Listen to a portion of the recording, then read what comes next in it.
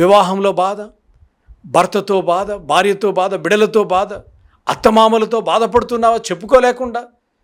భర్త నిన్ను బాధిస్తూ, భర్త నిన్ను అమానుష్యంగా కొడుతూ, భర్త నిన్ను అర్థం చేసుకోకుండా అనరాని మాటలంటూ, లేకపోతే పరాయి స్త్రీతో సంబంధం పెట్టుకొని బిడలున్నప్పటికీ కూడా, లేకపోతే ప్రియ తమ్ముడు నువ్వు ఎంతగానో ప్రేమించి పెళ్లి చేసుకున్న భార్య నిన్ను మోసం చేసి ఇతర పురుషుడితో సంబంధం పెట్టుకో, లేకపోతే విడిచి వెళ్ళిపోయి నువ్వు బాధలో ఉన్నావేమో. ప్రియ తమ్ముడు, ప్రియ చెల్లెమ్మ, తల్లి తండ్రి మరణించి, ఎంతగానో ప్రాణముగా ప్రేమించిన తల్లి మరణించి, ప్రాణముగా ప్రేమించిన తండ్రి మరణించి నువ్వు దుఃఖంలో ఉన్నావేమో. పరిశుద్ధాత్మదేవుడు నీతో మాట్లాడాలని ఆశపడుతున్నాడు.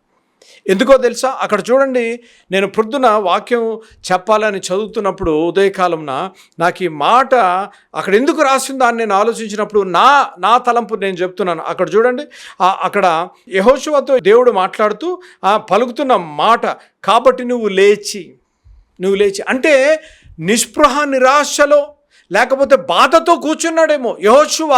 బాధలో, సడన్ షాక్లో, లేకపోతే బాధలో కూర్చున్నాడేమో కదా. అనేక సార్లు మనము మానసిక ఒత్తిడి గుండా వెళ్తున్నప్పుడు ఏం చేస్తామంటే, we don't want to come out of the room.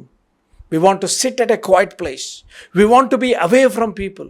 We want to be lonely. Let me tell you, my dear brothers and my dear sisters, when you're alone, that is when God talks to you. నువ్వు ఒంటరిగా ఉన్నప్పుడు దేవుడు నీతో మాట్లాడతాడు.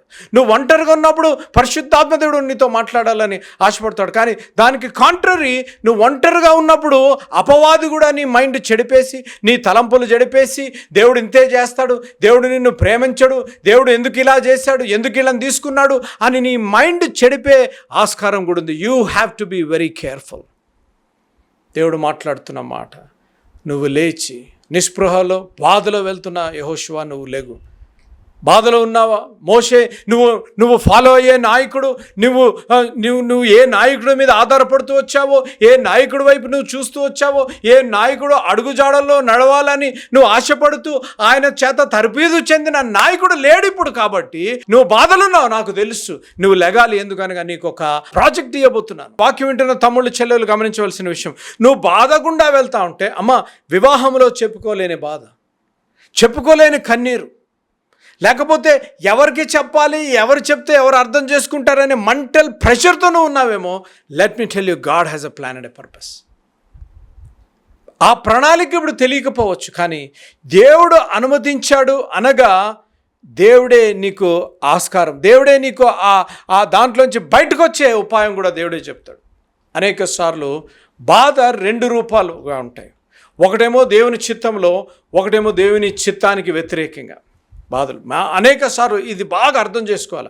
ఇది అర్థమైందంటే మనకి బాధను మనం అర్థం చేసుకోగలం. We can understand pain. ఎందుకు అనగా, బాధ ఎందుకు మన జీవితాల్లో ఎందుకు బాధ అనగా, నెంబర్ 1 చూడండి, యోబు గ్రంథం మనం చూసినట్లయితే, యోబు గ్రంథంలో యోబు తప్పేముండదు.